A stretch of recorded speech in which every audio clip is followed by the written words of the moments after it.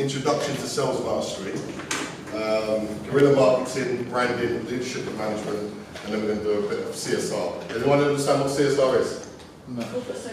Absolutely. All right. So I'm going to be taking your take on some of this and asking you guys along the way what your impressions of these things are, because it's very important that we get a clear understanding of what your view is, because a lot of the time I find the views that people actually have on these things are somewhat, shall we say, outdated. So I'd like to work. As you can see, I'm working two hats today. All right. One is my specialist sales arm, which is here and here. All right. This is the graduate sales pathway. So any graduates you may have that want to get into sales, that will be. It's a specialised program in the City of London.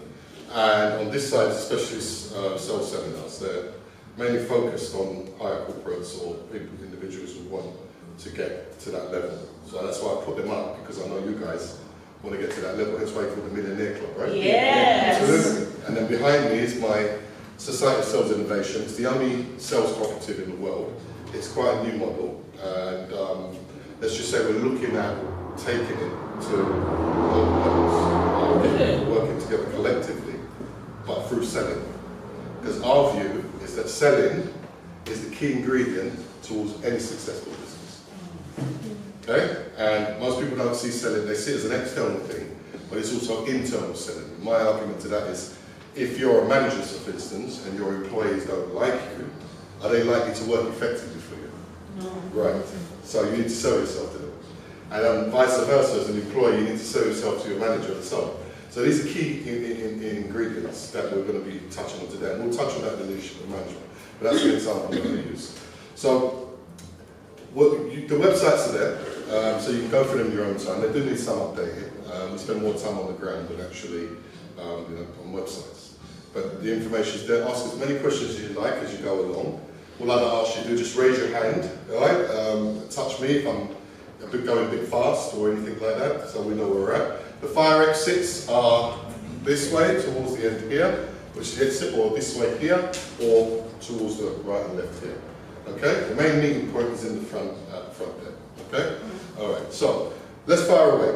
All right, so let me ask you, what is your perception of entrepreneurship? Let's get into it straight away and start firing it up, shall we? Finding a problem and solving it, or providing a solution. Interesting. And anyone else? I would say ability to solve multiple problems with multiple solutions. Okay. Making money. Interesting.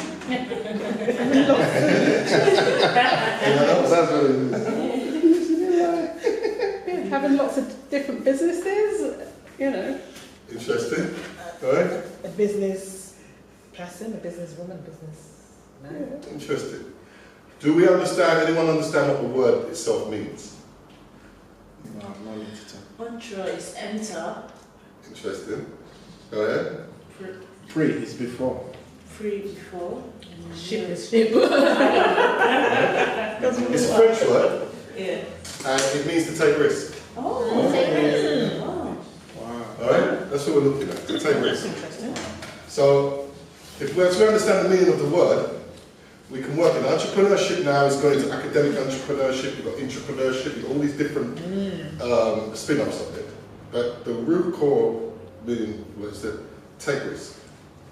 Alright, so really what I'm going to be getting you focusing on today is that element of risk and being able to feel confident in the risk that you're taking. Because that's really, really important. Right? Because it's that fear of risk that generally holds us back in going forwards. Right? That's the key. Especially if we have assets and things at risk and things like that and so on. We don't want to put these things. I mean, some people just go out and remove their houses, so I'm going to start a restaurant, and they don't care, and they just do it. But the wise person today doesn't really do that. Right? That's not really the wise person's focus. The wise person will think a bit more calculated, a bit more pragmatically. I think, well, hold on, that's not really where I want to go. My focus through entrepreneurship is, and where I build my reputation is, why go to the bank if you can sell? Because if you're selling, what do you generally tend to have in the bank if you're making sales? Money. Right. So then you'll find the bank should generally chase you rather than you chasing the bank. Yeah. Does that make sense? Yeah. All right? So we can get you to understand selling in a professional way, all right? So that you're understanding how to convert orders, how to bring revenue into your business. All right? We're not looking at the innovational side, we'll touch on that a little bit, but the revenue, the liquid capital that makes your machine function, then we're on our way. All right? Because that's the belly of the beast at most times. It's generally something that most people see as the last thing, not the first thing. Alright? So what we do, we flip it on its head now and say, no, you need to prioritize on focusing, you're going into entrepreneurship, on taking that risk, but measuring and minimizing that risk. Now, would you agree with me, if you're making sales by doing something and liquidity is coming in, if you take risk, is that risk minimized? Big time, because you can see how it's going to go. Is it not like a tap? When the tap is running, you know that this place is going to get wet. You just have to let it keep running. So the risk then, you'd be more confident about that risk, would I be right? Yeah. Yeah. Because you're happier that you're going to pay those bills and everything else. Yeah. So there'll be less worry on your head, Yeah. because that's something that people do when they take risks sometimes. They take the risk and then they worry. Yeah. And it's like, oh, what did I do that for? So they become stagnated and they get digital, and no, I don't know what to do that for. But you just did it. So just go ahead with it. But not everybody's got that kind of makeup, Yeah. especially in today's environment. And that's fully understandable, because if you've worked hard for 10 or 15 years paying off your mortgage, Yeah. and let's say your partner's not an entrepreneur, Yeah. all right, then is that person likely, he or she, likely to allow you to put all that at risk? No. And if you do, can you imagine the headache in the every night? Because the first thing they're going to say to you is, how many sales did you make? Yeah. Every night when you come in. If you haven't made the sales, Yeah. what's likely to happen? Alright? I understand it, because I'm talking from real life experience. Yeah. Right? Where, you know, in my early days I went out and as a young person I put a lot of risk. I was called a chancer by my partner. And I remember one night lying down, pillow talk as you have, Yeah. and the conversation always started with, well, how many sales did you make today? Yeah. Right? And I'm like, what? So I said, yeah, but it was this, it was that, it was the, yeah, but hold on. Did you get a deal? He's like, well, no, but yeah. And that, do you know that's so demoralising? Yeah. Yeah, because Right? you're at the building stage. So. You're at the building stage. Then you want a bit of comfort. Sometimes you just want a shoulder around your arm, you want a bit of comfort to be able to build you up so you can have the inspiration to go out there the next day. That wasn't the case. All it was, every night, did you get the deal? Did you get the deal? Needless to say, that partnership ended up figuring out. Right? And let's say I did lose my house out of that, but then that was when I look back on it and I had the support, potentially I wouldn't have. Because I used to come home and say, can I practice this with you? Yeah. Can I roll this out with you? Can I go through the method and approach that I'm doing? And that support wasn't there. So what I'm saying to you, don't expect support. I learned it. Okay? The only support you've got is the powers of the Almighty Himself. Alright? That's the only support you're going to have. That's the only support you need. Yeah. Okay? I'm sure a lot of you heard about footprints in the sand, a lot of you have read that story. Yeah. Well, I come from that ideology. Yeah. Okay? Footprints in the sand. Alright? When you think you're weary, you're being carried. But what you don't do, you don't lose vision, you don't lose focus, and we'll touch on that a little bit later. So, we understand the concept of the entrepreneurial risk. Are we clear on it? Yeah. Alright, good. So, let me go around the table and ask you, why do you want to be an entrepreneur?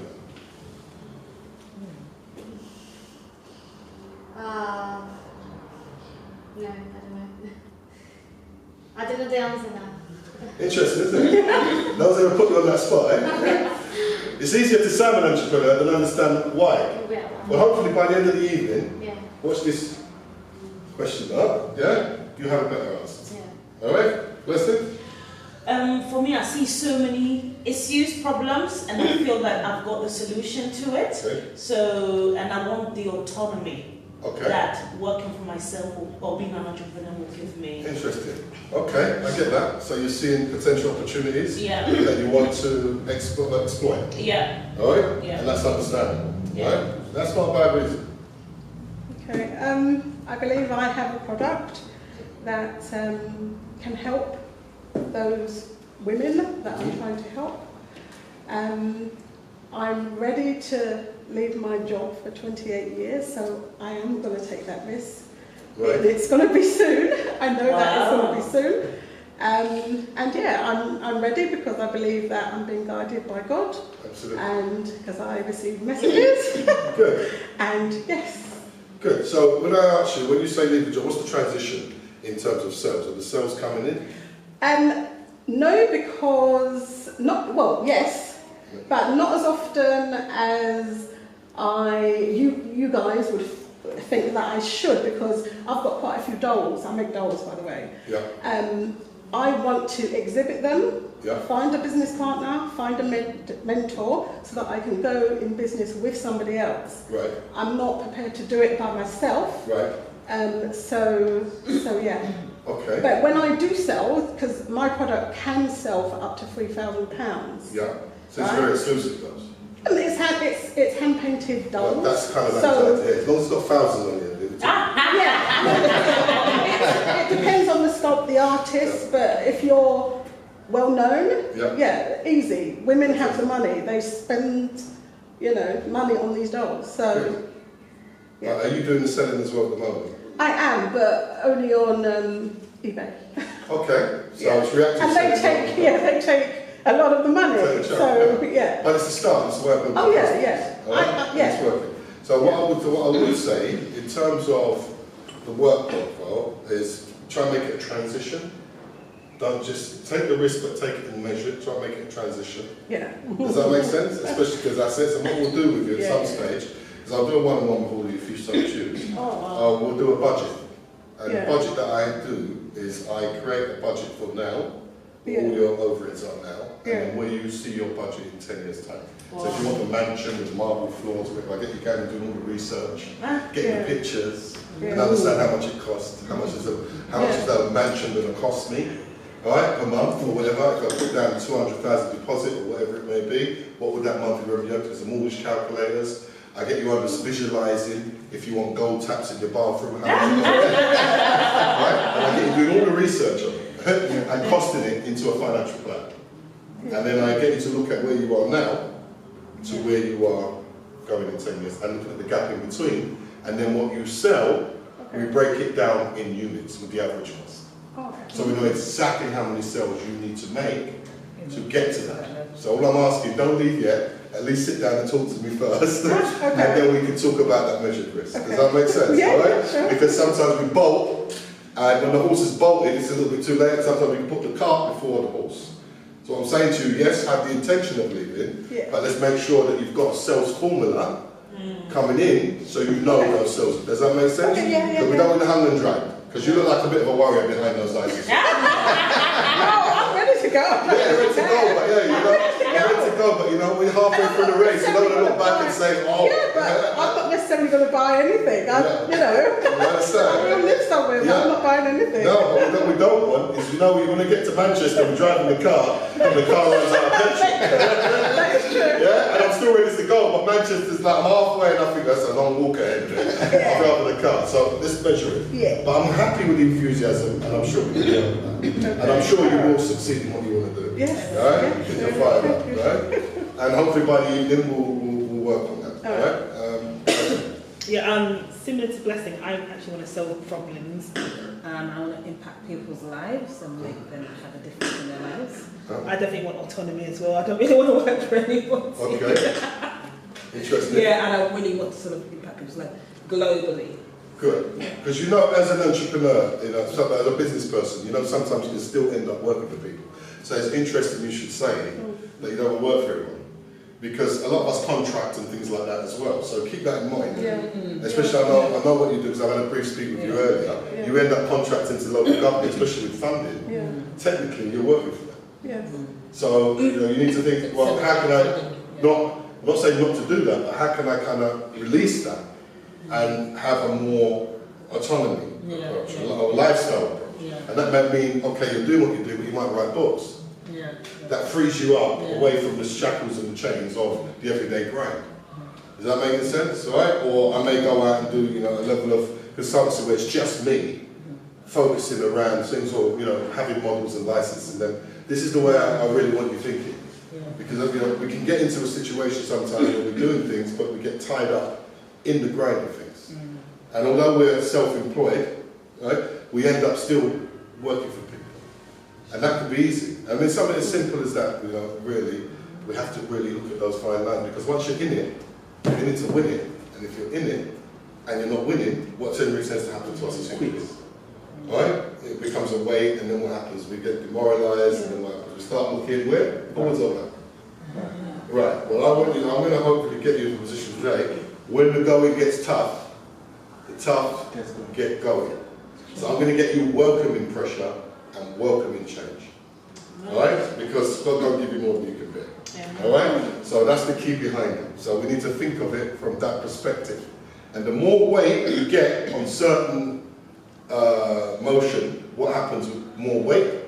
What tends to happen? Does it move slower or faster? Slower. Certain dynamics, the more weight, it moves faster. Yeah, because it's holding the ground better. Do you understand what I'm saying? All right, you with me? So it's quite interesting, isn't it? It's the opposite. Yeah. All right, and this is how I want you to think.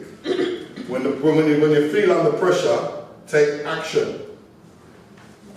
All right, because too much paralysis, all right, or too much analysis, breeds a level of paralysis. So take action at all times. Take action. And once you're taking action all the time, if I continue taking action, what generally tends to happen? What am I doing? Building momentum. Absolutely. Even if it's good or bad, am I learning? Yeah. Right. And if I'm learning, like Edison said, I've learned so many ways on not to do that, or with telling Mickey. Right? So what I'm saying to you is, even though you might be getting it wrong, the formula wrong, it's not wrong, you're just learning ways on not to do it. But if you don't do it, it becomes stagnated. Yeah. Right? So we know where we're going with that, right? Okay. Hassan? Yeah, I don't want to, I can't say that I don't want to work for somebody, because as an artist, I know I'm going to collaborate. So I'm always going to work with people. But I'm going to be in charge of what I do and what I don't do. So as an entrepreneur, I'm going to have too many sides to me. I'm going to be able to work with people. I'm going to be able to work for myself. But most of the time, people are not going to be able to understand what I'm doing, except I'm the teacher of that stuff. Because most of the stuff I do, it comes from my relationship with Jesus. So it's everything comes out through my ability to preach the word of God. So for me, evangelism is very important to me, because in everything I do, I know that this world is going to pass away. So my main goal is heaven, and how I can get many to that place. So because of that, that is my biggest focus. But then my artwork is what I do to be able to survive on earth, my living. So I'm trying to master how to sell this stuff and make money, so I can promote this. Right. So really, your mission is on selling artwork. All right. Which is good. All right. So what we're looking at then is, how do we get you into selling your artwork to galleries? Yes. Which is what good artists do. Yeah. That's the separating, by the way, between good artists. Yeah. The ones that succeed, the ones that don't. Yeah. They either have somebody, or they themselves sell the art to the gallery. Right? That's the key. Right? That's how people buy it. Because once things are in galleries, people come out. Right? Or they get out there in front of people and sell the concept of their art, the vision of their art to people. It's a bit like Salvador Dali said when they called him into a seminar in Paris many years ago, and they said he turned up on the stand, and I'm sure maybe you know Salvador Dali. He did a lot of stuff around the Spanish Revolution, so surrealist. And when he was up on the stage, he turned up and he stood up on the stage and said, "Right, my name's Salvador Dali. Now I know all of you have come here today to see me. Now you've seen me," and he left. So when they said to him, "What do you do that for?" He said, "Well, they didn't come to see my art, they came to see me." You understand? Yeah. So, that's a classic. So this man used to have, different ways and different advice. So the point I'm getting at, you need to register that. We're going to do a bit of personal branding later on. All right. So, and understanding the concept of branding and what it's about. really making it work. Does that make sense? Yeah. All right? But the key word for you is selling the art. Because selling the art means you can buy more oil, you can buy more ink, you can buy more canvas, you can do the whole 9 yards and make a living out of it. All right? I mean, even like you see these guys up in Hyde Park, they're pushing their art regularly. Yeah. I'm not saying that's what you've got to go and do, Yeah. but that's what they're doing. Yeah. Right? They're getting out there in front of people, Yeah. so it's visual. Yeah. I might be driving past in the car, I think, well, I like that, you know, and get out. So they've got that market. Yeah. Okay? All right, yourself? More personal freedom. Okay, it's interesting. In what sense? So the autonomy? Yeah, it's autonomy and Okay. not being dependent on work and all that goes with it. Okay. All right, so you're feeling shackled at the moment. Yeah. All right? Why are you feeling shackled? Well, I feel I shackled. thought I was going to let you off there. I always think. Just because the nature of my work means I'm often working late. Yeah. So, and also it's just like work politics and stuff. So, Right. just want to be out of it. And Okay. no, there's politics working for yourself as well, but at least you're kind of charting your own course.